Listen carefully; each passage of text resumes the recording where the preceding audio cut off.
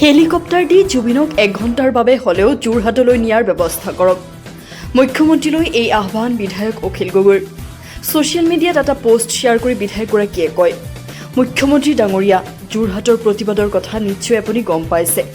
দিনে ৰাতিয়ে যোৰহাটবাসীয়ে তেওঁলোকৰ অতি মৰমৰ শিল্পী জুবিন গাৰ্গক বিচাৰি প্ৰতিবাদ সাব্যস্ত কৰিছে। মুখ্যমন্ত্ৰী মহোদয়, জুবিন গাৰ্গৰ যোৰহাটত জন্ম হৈছিল।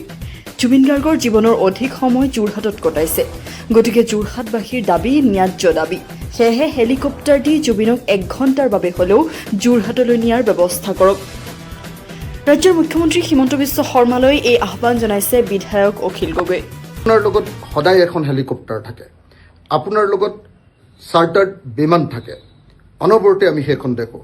গতিকে আপোনাৰ চাৰ্টাৰ্ড বিমান বা হেলিকপ্টাৰখনতে যোৰহাটলৈ জুবিন গাৰ্গক তুলি নি 1 ঘণ্টাৰ কাৰণে হ'লেও যোৰহাটবাসীৰ সন্মুখত জুবিন গাৰ্গক এবাৰ দেখুৱায়।